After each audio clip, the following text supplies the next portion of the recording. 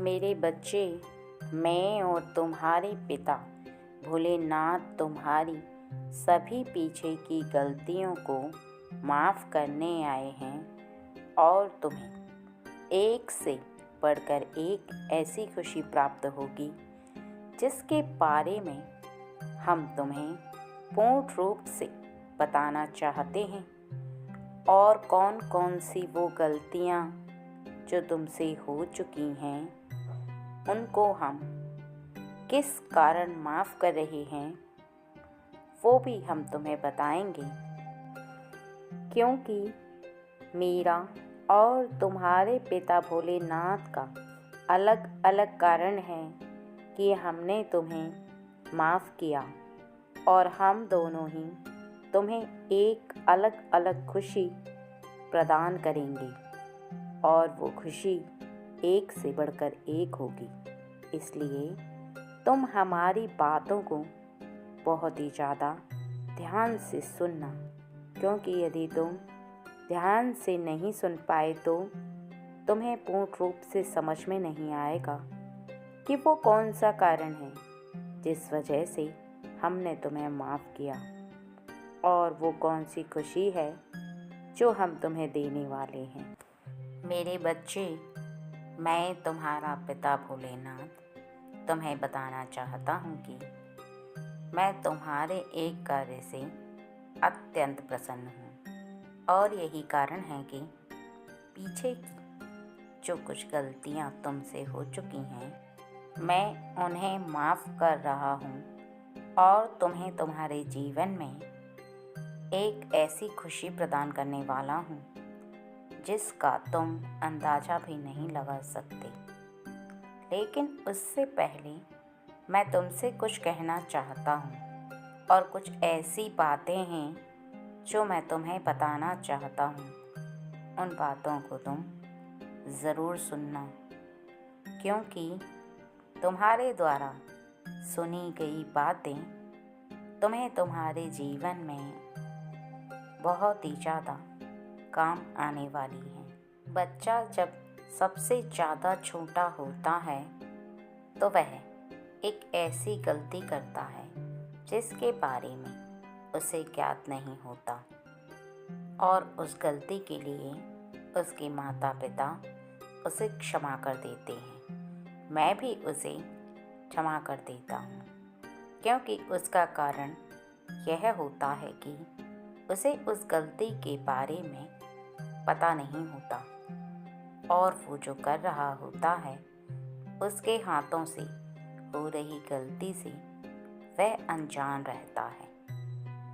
सृष्टि में विद्यमान हर शक्ति ऐसे बच्चे को बिल्कुल से माफ़ करती है और यदि बच्चा कुछ बड़ा हो जाए तो वह जब किसी ऐसे कार्य को करे जिसे वह करते समय अपना नज़रिया सही रखता है, लेकिन उस कार्य का प्रभाव दूसरों पर और अपने जीवन पर गलत पड़ता है, अर्थात ऐसा कार्य जिससे तुम्हें तो फ़ायदा हो लेकिन किसी अन्य व्यक्ति को नुकसान हो, तो तुम उस कार्य को करने के पश्चात उसका परिणाम देखोगे।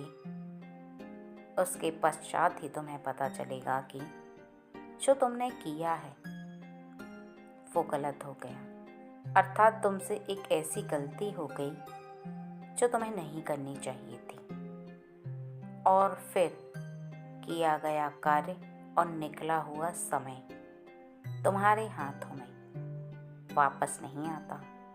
तुम बहुत ज़्यादा छटपटाते हो, तुम्हारा कहीं पर मन नहीं लगता, तुम बार बार मुझसे प्रार्थनाएं करते हो, बार बार मेरे समक्ष आकर उन्हीं बातों को कहना प्रारंभ करते हो और मैं सुनता भी हूँ। लेकिन निकले हुए समय को मैं भी पुनः नहीं ला सकता, क्योंकि जो समय निकल चुका होता है वो वापस लाना असंभव होता है और की गई गलती को पुनः तुम भी सही नहीं कर सकते। अर्थात आगे जो होगा, तुम उस कार्य को जो तुमने बिगाड़ दिया है या तुम्हारे हाथों से बिगड़ गया है उसे सही कर सकते हो। लेकिन उसके लिए भी तुम्हें आगे समय चाहिए। और इसके साथ साथ यदि तुम किसी भी कार्य के लिए ऐसा सोच रहे हो कि तुमसे गलती हो गई और उस पर बार बार तुम्हें पछतावा हो रहा है, तुम बार बार रो रहे हो, उस बात को सोचकर तुम्हारे मन में बार बार उठती ये ग्लानि कि आखिर तुमने ऐसा किया ही क्यों, तुम ऐसा कैसे कर सकते हो। तुम्हारे जैसा इंसान ऐसी गलती नहीं कर सकता, क्योंकि तुम खुद अपने आप को बहुत अच्छा मानते हो। तुम बहुत ही ज़्यादा साफ हृदय वाले हो और तुम्हारे मन में उठती ये ग्लानि तुम्हें पश्चाताप करने पर मजबूर कर देती है। तुम्हारे मन में केवल एक प्रश्न उठता है कि काश वो दिन वापस आ जाए और तुम अपनी उस गलती को सुधार लो। यदि तुम्हारे मन में ऐसी ग्लानि करते हुए तुम पश्चाताप के आंसू आंखों में बार बार ला रहे हो, तो मेरे बच्चे, मुझे भी ये बहुत अच्छे से ज्ञात है कि तुमने जानबूझकर नहीं किया।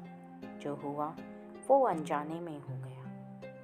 और उसके बाद भी तुम जब उस बात को समझकर अपने आप में शर्म कर रहे हो, पश्चाताप कर रहे हो, तो मैं तुम्हारी इस गलती को माफ़ करता हूँ। लेकिन यदि तुम इस बात को ध्यान रखो कि यदि वह गलती तुमने जानबूझकर की, यदि तुम्हें पता था कि जिस कार्य को तुम कर रहे हो उससे किसी का नुकसान होने वाला है या किसी के जीवन में किए गए कार्य का भारी या किसी के जीवन में भारी समस्या उत्पन्न हो सकती है तुम्हारे किए गए कार्य से, फिर भी तुम उसको किए जा रहे हो, तो तुम बहुत बड़ी गलती कर चुके हो।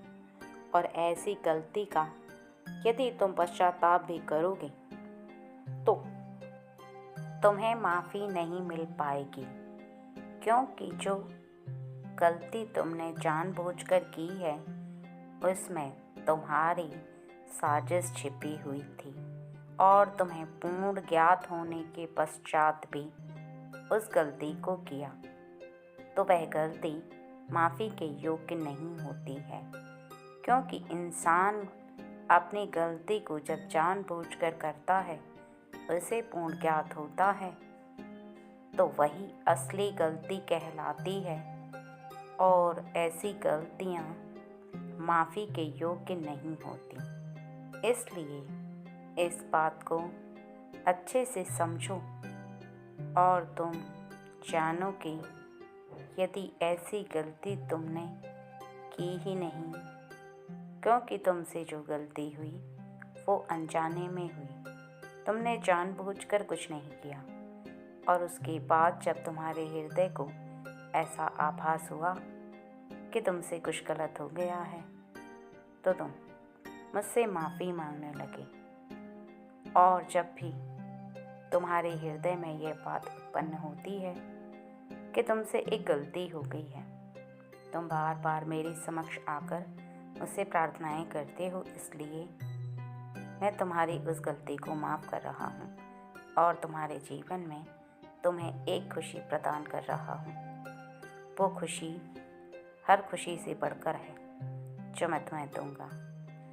और खुशी यह है कि तुमने जिस पेड़ को लगाना अर्थात जिस पौधे को लगाना प्रारंभ किया है, उसकी जड़ें ज़मीन में फैलने लगी हैं, धीरे धीरे करके उस ज़मीन को पकड़ने लगी हैं और वह पेड़ तुम्हारे पानी देने पर और वह पौधा तुम्हारे पानी देने पर कुछ समय के पश्चात ही बहुत बड़ा हो जाएगा और उसमें तुम देखोगे कि तुम्हारे जीवन के सबसे सुंदर फल लगेंगे, जिन्हें तोड़कर तुम खा सकते हो और तुम्हें उसमें फल लगते समय जब उसमें फल लगेंगे तब तुम्हें बहुत ज़्यादा खुशी होगी। लेकिन इस बात का ध्यान रखना कि उस पौधे में अब जब वह पौधा अपनी जड़ें फैलाने लगा है ज़मीन में और ज़मीन को अच्छे से पकड़ने लगा है, तो तुम पानी डालना बंद मत करना, उसकी रक्षा करना बंद मत करना, उसका रोपण करना बंद मत करना, उसमें खाद डालना भी बिल्कुल मत रोकना। समय दर समय उसमें खाद डालते ही जाना और समय समय पर उसमें पानी डालना भी अत्यंत आवश्यक है। क्योंकि यदि तुम चाहते हो कि वह पौधा बड़ा होकर एक वृक्ष बनकर तुम्हें मीठे फल दे, तो तुम्हें यह करना ही होगा और वो बड़ा हो तब तक उसका ख्याल रखना तुम्हारी जिम्मेदारी है। अर्थात यहाँ पेड़ का और पौधे का अर्थ तुम्हारे कर्म से है और उस कार्य से है जो तुम प्रारंभ करके उस पर चल रहे हो और जिस कार्य के बारे में तुम सोच बैठे हो कि इसे करने के पश्चात तुम अपने जीवन में पीछे मुड़कर नहीं देखोगे। जिस कार्य को करने के पश्चात तुम्हें सब कुछ प्राप्त हो जाएगा और तुम्हारे मन मन में चलती ये बातें कि तुम उस कार्य को पूर्ण करके ही रहोगे। तुम जो मेहनत कर रही हो वो तुम्हारी मेहनत उस पानी के रूप में है जिसे तुम्हारे मंजिल रूपी वृक्ष को बड़ा करने में सहायता करेगी। और यदि तुमने इस मेहनत को रोक लिया तो तुम उस पौधे को बड़ा नहीं कर पाओगे और ना ही उसके फल अर्थात उससे जो तुम्हें मुकाम हासिल होगा वो फल तुम्हें प्राप्त नहीं हो पाएगा और बीच में ही वो पौधा सूख जाएगा। इसलिए इस बात का ध्यान रखना अति आवश्यक है कि तुम उसकी रक्षा करो जब तक वह पौधा बड़ा न हो जाए और उसका ध्यान रखते हुए कोई भी उसे नुकसान न पहुंचाए।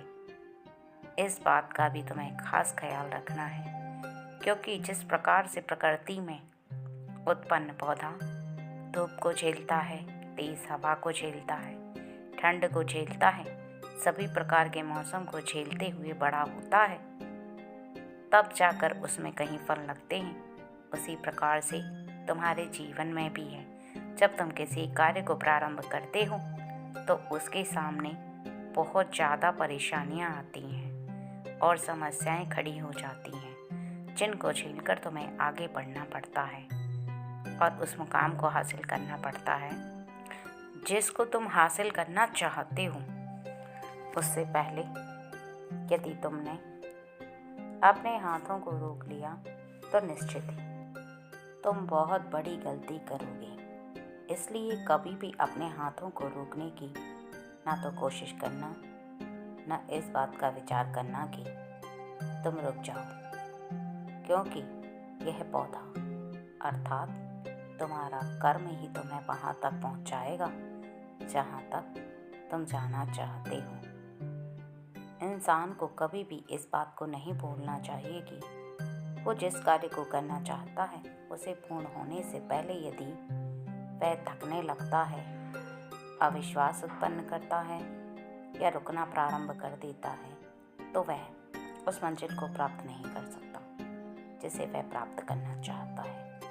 और मैं तुम्हें जब यह खुशी प्रदान कर रहा हूँ तो मैं देख रहा हूँ तुम्हारे अंदर वो जुनून है, वो जज्बा है, उस हौसले से तुम उस कार्य को कर रही हो। जब तुमने मुझसे उस कार्य को पूर्ण करने की मुझसे प्रार्थना की तभी मैंने तुम्हें आशीर्वाद दे दिया था कि तुम उस पर खरे उतरोगे, लेकिन तुम्हें भी उस पर खरे उतरने से पहले रुकना नहीं और ना ही मेरे ऊपर किया गया विश्वास तोड़ना है। क्योंकि तुम रुकोगे तो इसका अर्थ साफ है कि तुम मुझ पर विश्वास नहीं करते, तुम्हारा विश्वास टूट रहा है। और यदि तुम मुझ पर विश्वास करते हो तो तुम मंजिल को प्राप्त करने से पहले खुद से एक वादा करोगी, कभी नहीं रुकोगे। मेहनत करना कभी नहीं छोड़ोगे। जब तक तुम उस मुकाम पर नहीं पहुंच जाती जिस पर तुम सोच बैठे हो। जो रास्ता तुम्हारा मुश्किलों से भरा हुआ है, वो रास्ता उसी प्रकार से है जिस प्रकार से एक पौधे को धूप, सर्दी, बरसात सब कुछ झेलकर बड़ा होना होता है। और बड़े होने तक उसकी प्रकृति के साथ साथ उसका जो मालिक होता है वह उसकी रक्षा करता है। चाहे वह पौधा फिर गेहूं का हो, या आम का, या कटहल का पेड़ हो, या किसी का भी पौधा हो, जब तक वह अपने पूर्ण परिणाम तक नहीं पहुंचता तब तक उसकी रक्षा करनी ही होती है। और उसकी रक्षा जब मालिक करता है तो फल भी मालिक को ही प्राप्त होता है, क्योंकि उसका फल का अधिकारी उसका मालिक होता है।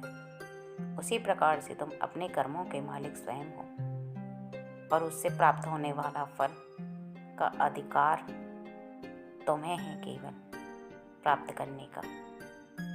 इसलिए बताई हुई बात को अपने ध्यान में रखना और मत भूलना कभी भी कि जो कहा है। मैं गणेश आज तुम्हारे निकट आया हूँ, तुम्हारी की गई उस गलती को माफ़ करने और तुम्हें एक खुशखबरी देने। इसलिए ध्यान से सुनना कि वो कौन सी गलती है जिसको मैं माफ़ कर रहा हूँ, और क्यों माफ़ कर रहा हूँ यह भी जान लो। कौन सी खुशी है जो तुम्हें प्राप्त होने वाली है वो भी मैं तुम्हें बताऊँगा।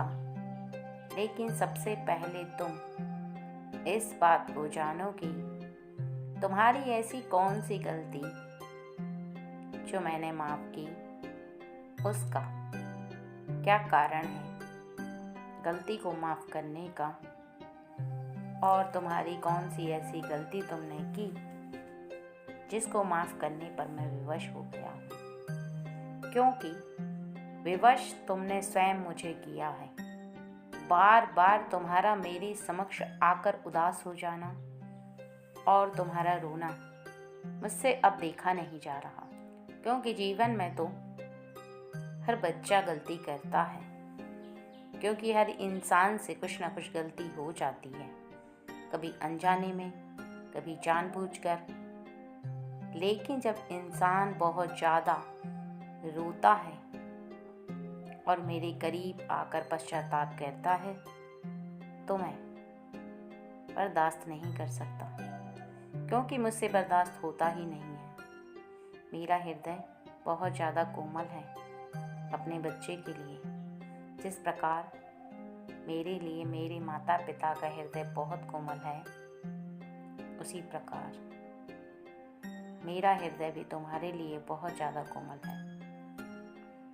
जब तुमने बार बार मुझसे रो रो कर कहा कि आगे ऐसी कोई गलती नहीं होगी, हे गणेश जी आप मुझे माफ़ कर दो, मैंने तभी निर्णय कर लिया कि मैं तुम्हें माफ़ कर दूंगा। लेकिन तुम एक बात को बहुत अच्छे से समझ लो कि आगे तुम ऐसी कोई गलती कभी नहीं करोगे। इस बात का तुम्हें मुझसे वादा करना होगा।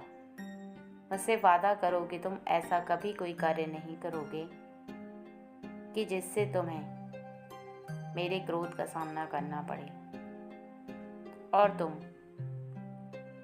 ऐसा कोई कार्य नहीं करोगे जिससे तुम्हारा फ़ायदा हो और किसी दूसरे व्यक्ति का नुकसान। वादा करो कि तुम कभी भी किसी भी असहाय व्यक्ति को नहीं सताओगी, किसी जानवर पर हाथ नहीं उठाओगी और अपनी भाषा पर नियंत्रण रखोगी। किसी को भी अपने मुख से अपशब्द नहीं बोलोगे। ध्यान रखो कि तुम अपने माता पिता का कभी भी निरादर नहीं करोगे, हमेशा उनका सम्मान करोगे। जैसे तुम मेरा करते हो बिल्कुल वैसे तुम जिस प्रकार से अपने माता पिता से कोई भी इच्छा जाहिर करते हो, तो वो तुम्हारी इच्छा को पूर्ण करते हैं। इसी प्रकार से मैं भी तुम्हारी इच्छा को पूर्ण करता हूँ और तुम्हें उनके द्वारा इस पृथ्वी पर भेजने का कारण ही यही है कि सबसे पहले तुम्हारे लिए मेरे स्थान पर वो हैं जिनको तुम देख पा रहे हो। मैंने तुम्हें इस धरती पर भेजा तो है, लेकिन उनके द्वारा भेजा है, तो तुम उन्हें ईश्वर के समान समझो, अर्थात मेरे समान समझो। उनका मान सम्मान करो, कभी भी भूल कर उनका निरादर नहीं होना चाहिए। और यदि तुम ऐसा कार्य करते हो तो संसार में फिर तुमसे बहुत बड़ी गलती हो जाएगी और ठोकरें खाने के लिए तुम्हारा जीवन एक ऐसे रास्ते पर चल पड़ेगा जहाँ से वापस लौटना भी नामुमकिन के बराबर होता है। यदि तुम यह वादा करते हो तो मैं तुम्हें माफ़ करने के लिए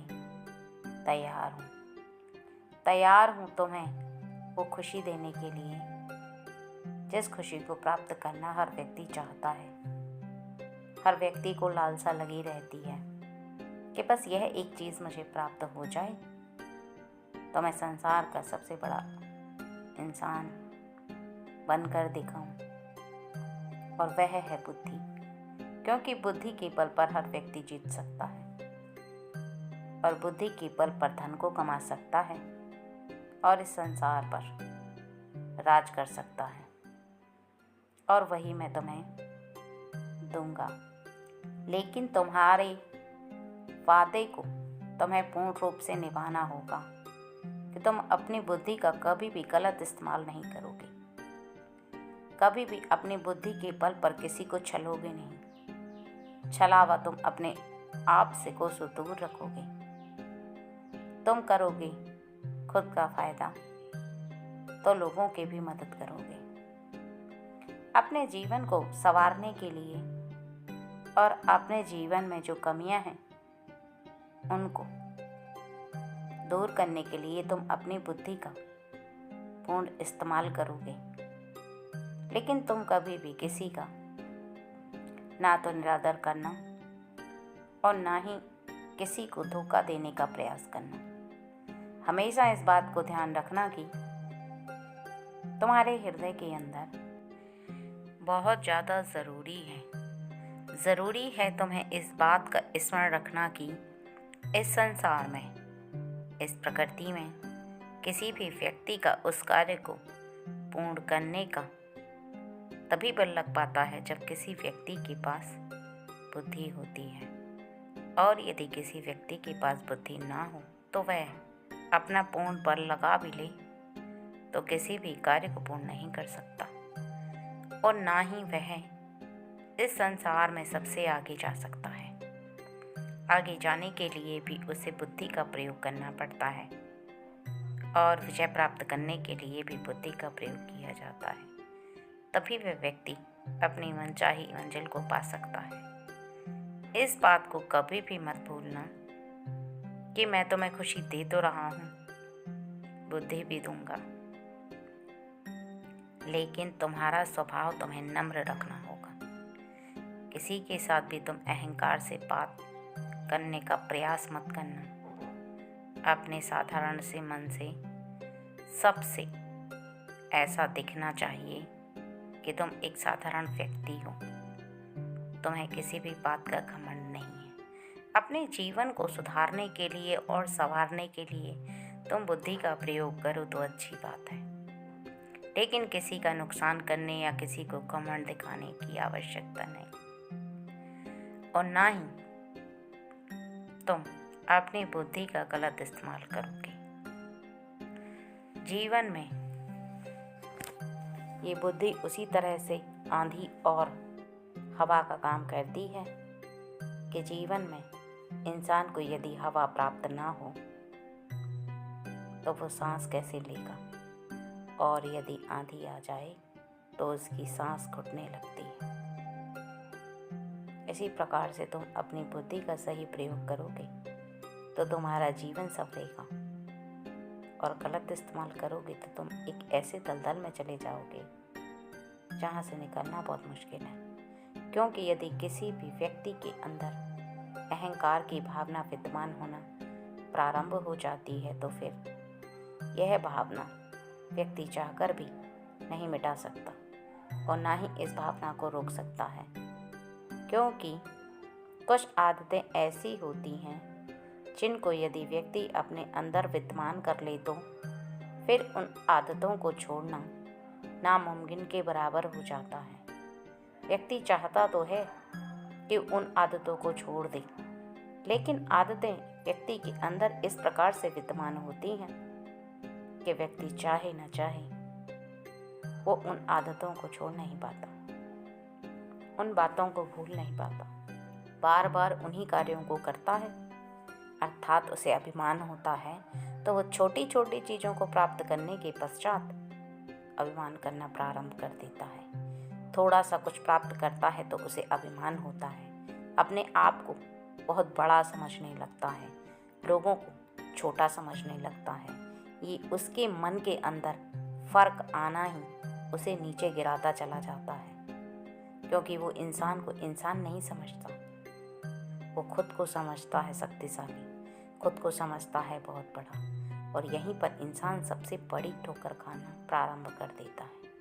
यदि कोई भी व्यक्ति सब कुछ प्राप्त करने के पश्चात भी साधारण रहेगा तो उसकी बुद्धि को मैं इतना प्रबल कर दूंगा कि वो घर पर बैठकर हर चीज़ को प्राप्त कर सकता है, संसार की उस चीज़ को प्राप्त कर सकता है जिसे वो प्राप्त करना चाहता है, क्योंकि सारा कार्य बुद्धि पर निर्भर करता है। अब तुम्हें देखना है कि जो बातें मैंने बताई हैं, तुम्हें समझाई हैं, उन्हें समझकर जीवन में आगे जाओ और बुद्धि के बल पर सब कुछ प्राप्त करो, या तुम अपनी बुद्धि को थोड़ा सा इस्तेमाल करके नष्ट कर लो। क्योंकि मैं तो बुद्धि दूंगा, लेकिन यदि तुम उस बुद्धि का गलत प्रयोग करोगे, अभिमान करोगे, तो प्रकृति और ब्रह्मांड तुम्हें नहीं बख्शेंगे और तुम्हारी बुद्धि को भ्रष्ट कर देंगे। क्योंकि जिस प्रकार से इंसान के अंदर किसी भी चीज़ को ज़्यादा होने से उसकी तबीयत खराब हो जाती है, इसी प्रकार से हर चीज़ का संतुलन ज़रूरी है।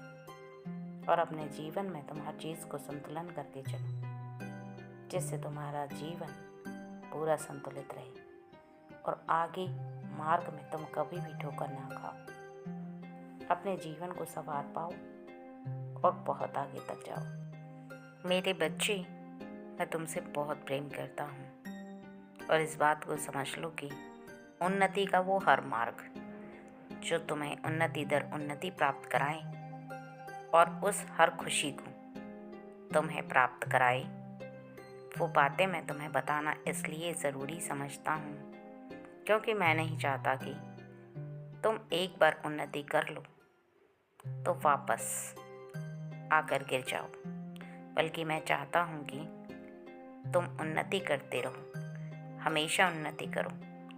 क्योंकि यदि तुम उन्नति करते रहोगे तो सबसे ज़्यादा खुशी मुझे होगी और सबसे ज़्यादा प्रेम भी मैं ही तुम्हें करता हूँ। लेकिन यदि नुकसान तुम्हारा हो या उन्नति की बात तुम वापस अवनति की ओर जाओ तो सबसे ज़्यादा दुख भी मुझे होगा। मैं केवल समझा सकता हूँ, तुम्हारी बुद्धि को मोड़ सकता हूँ, लेकिन आगे के कार्यों पर चलना और उन्हें कैसे करना है इसका निर्णय तुम्हें स्वयं ही लेना होगा। हर बात के लिए तुम्हें खुद निर्धारित करना होगा कि तुम्हें क्या करना है, कौन सा कार्य ऐसा है जिसे तुम करो तो अपने जीवन में उन्नति करो और कौन सा कार्य ऐसा है जिसे तुम ना करो तो तुम्हारे जीवन की भलाई उसमें छुपी हुई है। क्योंकि यदि तुम्हें पूर्ण ज्ञान होने के पश्चात भी तुमने कोई गलत कार्य किया तो खुद तुम्हारी गलती होगी ठोकर खाने की, और यदि तुम स्वयं ठोकर खाना चाहोगे तो इसमें मैं भी कुछ नहीं कर पाऊंगा। क्योंकि यदि कर्म गलत करोगे तो उसका फल भी गलत ही होगा। इसलिए कभी भी अपने मन के अंदर इस बात को मत भूलना कि जीवन है। इस जीवन को जब तक तुम जी रहे हो, उसमें उस हर एक सुंदर फूल की तरह, जिसकी खुशबू बहुत ज़्यादा महकाती है और उसकी महक बहुत अच्छी होती है, अपने जीवन को महका लो।